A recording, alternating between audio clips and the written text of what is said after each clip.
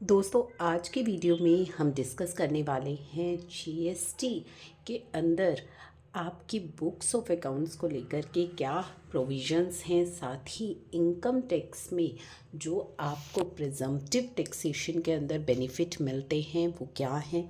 तो presumptive taxation के अंदर आपको जो बेनिफिट मिलते हैं वो ये है कि यदि आपका टर्नओवर 2 करोड़ है, ठीक है, आप बिज़नेस कर रहे हैं और आपका टर्नओवर 2 करोड़ है और आप अपना 6% या 8% अगर आपकी डिजिटल ट्रांजैक्शंस है प्रॉफिट दिखा देते हैं, तो उस केस में आपको ऑडिट कराने की आवश्यकता नहीं है, बुक्स ऑफ अकाउंट्स मेंटेन करने की आवश्यकता नहीं है।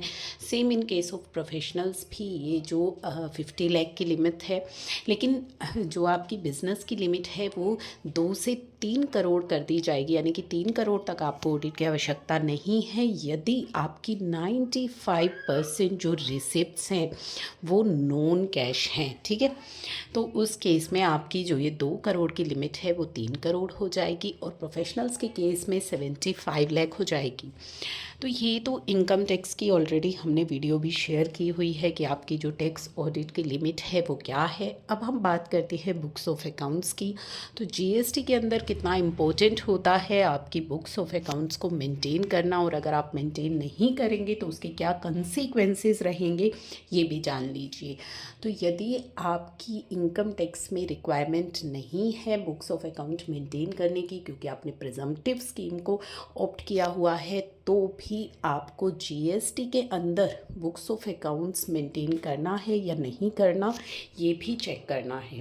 तो यहाँ पे जो हमारे प्रोविजंस हैं जो मैंडेट करते हैं, जी हाँ मैंडेट करते हैं, मैंडेटरी है आपके लिए बुक्स ऑफ अकाउंट्स मेंटेन करना। सेक्शन 35(1) में production and manufactures of good, यानी कि आपका production register inward as well as outward supply of goods और सर्विसेज, यानी कि आपकी सेल और सप्लाई का register, stock of goods stock register, ITC avail, आपने कितना आईटीसी अवेल किया है आपका ITC register, output tax payable and paid, other prescribe particulars आपको मैंडेटरी जो है आपको मेंटेन करने हैं। रूल 56 भी अगर आप देखें तो इसमें जो लिस्ट दी गई है, goods and services imported exported, supply attracting tax on reverse charge basis, आपके tax invoice as well as revise tax invoice, bill of supply, delivery challan, credit note, debit note, जो पूरी लिस्ट है ये दी गई है। Details of tax payable, collected and paid, तो ये जो है आपके लिए मैंडेटरी है।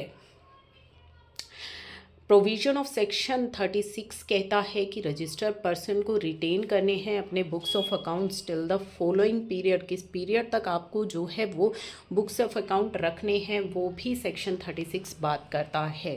तो आपके लिए मैंडेटरी है। अगर आप मेंटेन नहीं करेंगे बुक्स ऑफ अकाउंट्स तो उसके क्या कंसीक्वेंसेस रहेंगे। अगर आप सेक्शन 35 सब सेक्शन 1 के अकॉर्डिंग मेंटेन नहीं करते हैं तो proper officer will determine the tax payable on unaccounting goods and services under the provision of section 73 and 74, और पेनल्टी भी लग सकती है सेक्शन 122 की for failure in keeping and maintaining the book of account, तो वो पेनल्टी भी आप पर लगाई जा सकती है। साथ ही नॉन मेंटेनेंस ऑफ अकाउंट में कॉन्फिस्केशन जो है प्रोविजंस भी हैं सेक्शन 130 की, जिसमें कि पावर दी जाती है पेनल्टी की, ठीक है, एंड कॉन्फिस्केशन ऑफ गुड्स की भी। तो ये चीज़ें जो है आपको ध्यान में रखनी है।